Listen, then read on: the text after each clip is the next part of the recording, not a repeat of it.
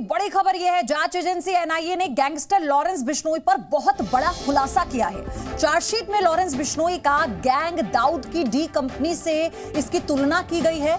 NIA chargesheet के मुताबिक आपको बता दें कि लॉरेंस बिश्नोई का जो गैंग है वो दाऊद की डी कंपनी से भी कम नहीं है किसी भी मामले में। एनआईए ने कुख्यात गैंगस्टर लॉरेंस बिश्नोई, कनाडा और इंडिया से वांटेड गोल्डी बराड समेत कई कुख्यात गैंगस्टर्स के खिलाफ गैंगस्टर टेरर केस में चार्जशीट दाखिल कर बहुत बड़ा खुलासा किया है और यह बताया है कि लॉरेंस गैंग ने अपना जो सिंडिकेट है वो तेजी से बढ़ाया। जो बड़ी बातें इस चार्जशीट में मेंशन की गई है वो आपको बता दूं। दाऊद की ही तरह लॉरेंस गैंग की शुरुआत हुई थी।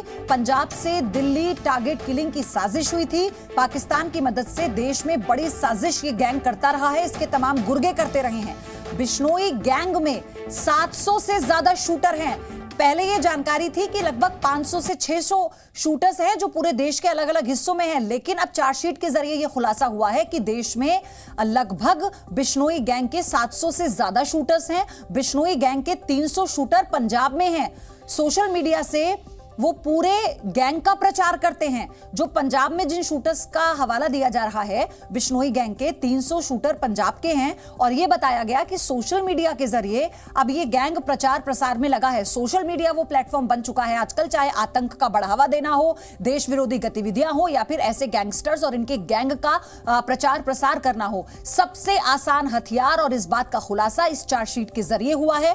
गोल्डी बराड ने लॉरेंस के गैंग को बढ़ावा दिया, यह जानकारी मिली और यह बताया जा रहा था कि कैसे ये पूरा सिंडिकेट जेल के अंदर से ही काम कर रहा था। अब इन 3 तस्वीरों के जरिए हम आपको समझाते हैं कि आखिर ये बड़ा खुलासा चार्जशीट में क्या हुआ है। दरअसल एनआईए की चार्जशीट से ये जानकारी सामने आई है, जो कि बिश्नोई गैंग है उस पर यह बड़ा खुलासा हुआ है कि वो दाऊद की डी कंपनी के बराबर ही, आप समझिए, क्योंकि उसके जो गुर्गे हैं वो पूरे देश में फैले हैं। उसके 700 से ज्यादा शूटर्स हैं पूरे देश में, 300 तो सिर्फ पंजाब के बताए जा रहे हैं। और सबसे बड़ी बात यह कि कुछ ऐसे शूटर्स हैं जिनको यह जिम्मेदारी दी गई थी जो सोशल मीडिया के जरिए इसका प्रचार प्रसार करें और ज्यादा से ज्यादा लोगों को इस गैंग से जोड़ें। तो बिश्नोई गैंग का K2 प्लान डिकोड हो चुका है।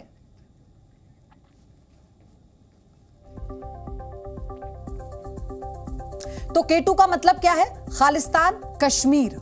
आप समझ रहे हैं? K2 मतलब खालिस्तान और कश्मीर। बिश्नोई गैंग का K2 प्लान डिकोड हो चुका है और क्यों इसकी दाऊद की डी कंपनी से तुलना हो रही है यह भी आपको हम बताते हैं सिलसिलेवार तरीके से, लेकिन बार बार जी न्यूज आपको बता रहा है K2 का मतलब क्या होता है। K2 का मतलब है खालिस्तान और कश्मीर और यही कारण है कि जिस तरह से डी कंपनी दाऊद की काम करती थी वैसे ही बिश्नोई गैंग पूरे देश भर में काम कर रहा था।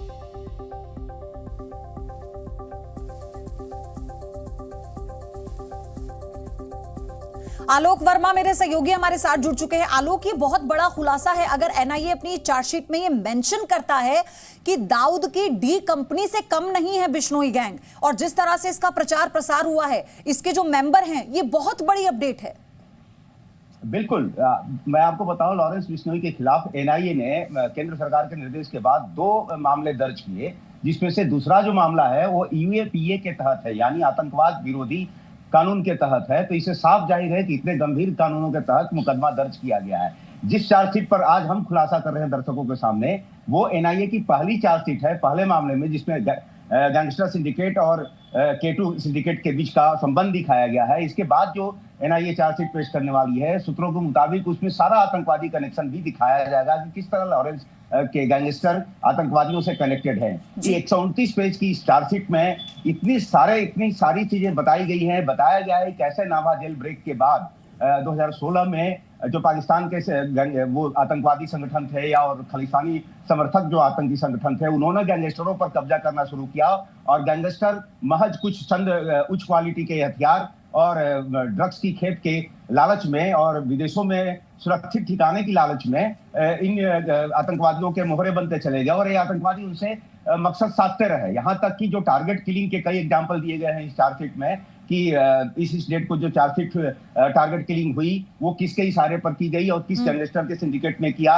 यही नहीं, जो डेरा सच्चा सौदा के फॉलोअर्स प्रदीप कुमार की हत्या की गई थी वो भी बताया गया है इस चार्जशीट में कि वो आतंकवादियों के इशारे पर ही गैंगस्टर सिंडिकेट ने की थी।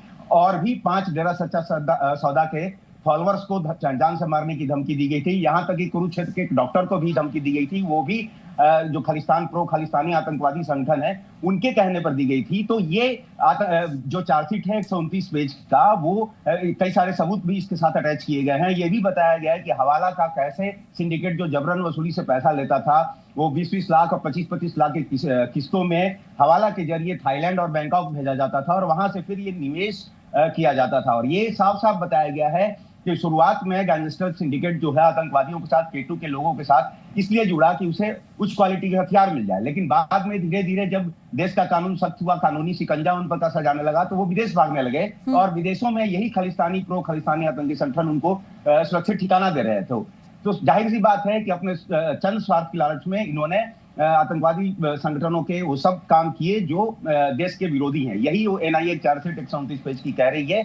यही नहीं, एनआईए की चार्जशीट पे ये भी कहा है, खुद तो इन्होंने जो किया है, इन्होंने नए नए लड़कों को भर्ती करके उन्हें भी आतंकी काल कोठरी में धकेला। इस तरह एनआईए की चार्जशीट में बहुत विस्तृत रूप से गैंगस्टर सिंडिकेट और सबसे बड़ी बात यह है कि इससे पहले भी आतंकी फंडिंग का खुलासा होता रहा है, लेकिन इस वक्त जो बातें चार्जशीट में मेंशन की गई हैं, इसमें सवाल यह भी है कि इतना बड़ा सिंडिकेट चलता रहा और कानो खान किसी को खबर नहीं हुई, खासतौर से फंडिंग को लेकर।